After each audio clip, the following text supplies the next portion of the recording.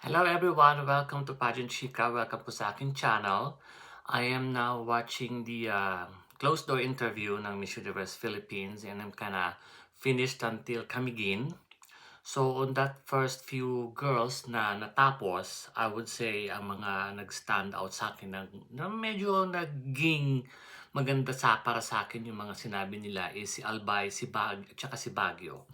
I haven't been into the Cebu province and all kasi kaka-start lang ng letter C which is nag-start si Camiguin.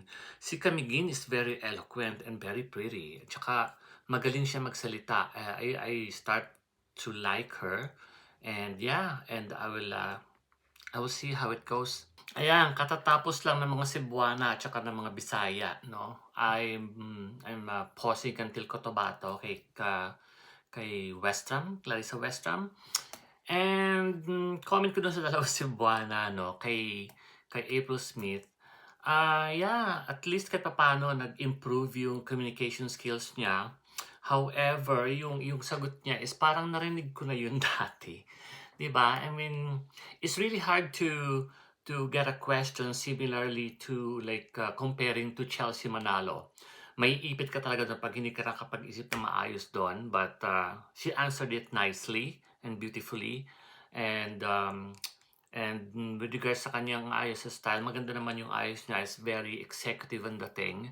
And si Cebu Province, si Nicole Borromeo, I love the way she answers. And at the same time, parang naipit siya dun sa first question sa kanya about sino yung who's the closest Nicole would be on those parang dun sa Miss International and Miss Universe Philippines, no? But nalusot na naman niya ng maayos. Maganda yung pagkakapalusot niya. And I love it. And I love yung suot niya, no? And parang nagiging totoo siya sa kanyang communication. And then she can show everything for herself, right? Yeah, that's pretty much it. Si Cotabato Province naman, okay naman yung first nasagot niya about dun sa mga languages. Nagulat ako, German, marunong pala siya. Dapat nag-German din siya para at least, diba, nagulantang ang lahat ng mga judges, diba? Nagbisaya, naghiligaynon, at saka naging Ilocano. So, nakakaloka siya. So, I love it. Yeah. So, yun lang muna as of this time ang aking mga comments again. I love Ilocos Norte's earrings, the Filipino Society of Hawaii. Oh, wow. Miss Ilocos Norte is very eloquent and she answered all the questions really nice and good. Talagang umano siya, umaariba siya. Nako, Tony. Wow, ang ganda ng Iloilo City and she started as a kid at nabully siya ha. Ang ganda niya ngayon. Ang ganda ni Laguna, ni Isabella Prats. Wow. Itong batch na to ha, from Iloilo, Laguna, and then La Union, and then now Los Baños. Nag-stood out ang sagot ni para sa akin ha, nag-stood out yung sagot ni La Union is really the best from the very beginning pa lang. Pumapalo na siya. And then at the same time, yung history na sinabi niya na very first Carnival Queen is her favorite one. And her name is Pura Villanueva Calao, which I never knew. And thank you for her. Biruin niya mga kaibigan na hindi lang tayo nakakanood, kundi may natutunan pa rin tayo, di ba? So, kudos to her. And at the same time, yung question sa kanya, why should you be the Miss Universe Philippines? Wow, ibang klase yung sagot niya. I mean, kung yan is itatanong sa Miss Universe, I think that is a winning question to be answered and she nailed it. So far, siya ang pinakamagandang sagot para sa akin. I love Los Baños, Laguna. And I didn't know na isa pala siyang mother, di ba? And she's pretty, no? And I love the way she answered about why should you be the next Miss Universe Philippines. Di ba? No, nakikita daw niya na mananalo tayo dito. And yeah, I think mananalo talaga tayo dito sa Miss Universe. Thank you. Okay, so kakatapos lang ni Muntinlupa, I will talk about Los Baños, Luciana, Manila, Mountain Province, and Muntinlupa. On this batch, I think ang nag-stick sa akin dito is si Manila at saka si Muntinlupa. Kay Louisiana, okay naman yung kanyang mga sagot. She's a very good communication skills din naman. And then, it's good to know her na isa pala siyang piloto, na nagpapalipad pala siya ng eroplano at at the same time businesswoman siya, which I didn't know. I mean, this is the good thing about closed door interview na nakikita natin, napapanood natin, nakikilala natin yung mga candidates, kung ano yung mga pinagagawa nila sa kanilang mga life. And si Manila, wow! Ang taray niya magsalita, dire-diretso, and napabilib ako sa kanya. And yeah, I think she would really make it to the top din dito sa closed door interview na to.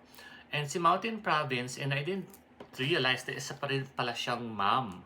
Isa kasama pala siya sa mga inclusive category.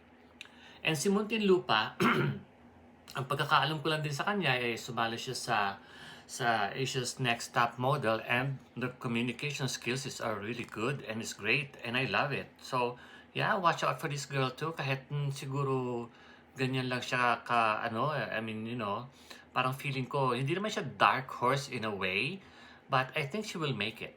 Yeah. Okay, start tayo from Negros to Rizal, kung sino yung mga nag-matter sa akin at saka yung na-impress ako, kumbaga.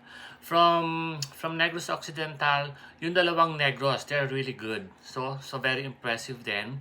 And then when it comes to Pampanga, kasi within that group din siya, so parang medyo nakukulangan ako, parang may kulang dun sa mga sagot niya. Parang needs more experience, kumbaga, para sa akin yung mga niya, yung pinapakita niya sa interview na to, sa closed door interview.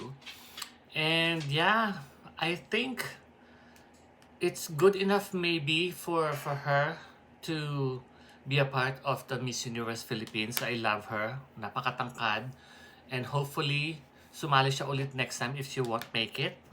And si Quezon Province at saka si Rizal, there are good communication skills, especially si Rizal. And si Rizal, when she talks, you will listen talaga. So I love the way she talks about, the between growing up in US and then being part of Filipino, whatever, and like bridging the gap between US and the Philippines.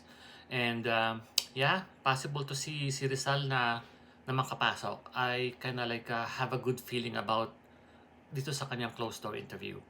Yeah, Samar Island, San Carlos, Santo Tomas, San Jose, and Sultan Kudarat group. On this group, ang ganda ni Summer Island, and only child lang pala si San Jose Negros Oriental. Those are the things that we learned on this interview.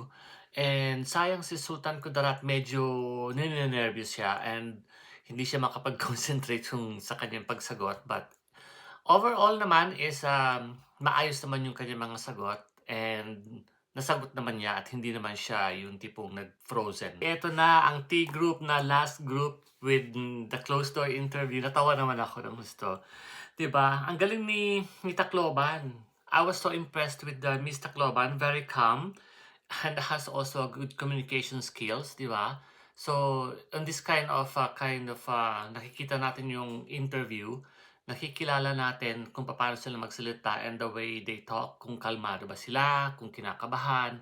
And I love that for Miss Tacloban. Si Taguig, very calm and very serious. So hindi naman ganun ka-impactful yung mga sinasabi niya, yung mga sagot niya dun sa question, pero you can see the seriousness and the passion of her towards getting the crown. And then si Tarlac at saka si Tandag. Diyos ko, si Tandag pala, may kakambal pala yun, di ba? For this thing, nalalaman natin. And then si Tarlac, natutuwa ako kay Tarlac, kahit papano, di ba? I find her a little bit of, on a very quirky, kalog-kalog side whenever she's talking to somebody else and kung tanungin siya. Pero dun sa mga tanong na, why should you be the next Miss Universe Philippines? Natatawa ako sa timeless and fearless niya, which is good. I love it. So, di ba, hindi naman yun kinakailangan talagang Pero yung with all in all of this, sa buong kabuuan ng interview. Ang pinaka ano ko lang sana is yung mga sagot na kung sino yung Filipina na ina-admire mo. Diyos ko dahil bakit naman siyempre lahat naman tayo gusto natin yung mom natin, 'di ba? So hopefully naman sana, 'wag na yun ang gamitin natin sa mga sagot natin. And like also like yung why should you, yung relatability, parang gasgas na 'no, nakakasawa na pero I think yan ang pinakagamit na gamit ng word for that matter, no? So hanggang dito na lang po mga kaibigan. Yan po yung aking reaction towards watching this closed door interview. And soon, I will be releasing my kung sino man yung nag-top sa akin na top 10 or nag-stand out. I'll just call it nag-stand out, no? So para naman hindi ganong lugi yung mga ibang girls. Yun yung sino yung aking napupusuan or parang feeling ko maganda yung kanyang communication skills, yung talkability niya, yung 'pag nagsasalita siya makikita mo na parang makikinig ka talaga ng husto at hindi mag-move away ka. Gano'n yung gusto ko. Yeah, abangan niyo po 'yan and I think I might have a live session with Nell again soon. Abangan niyo rin po 'yan. Thank you so much and always remember, be kind to one another and here in Pageant Chika, mamimit mo ang confident mo with your crown. Bye!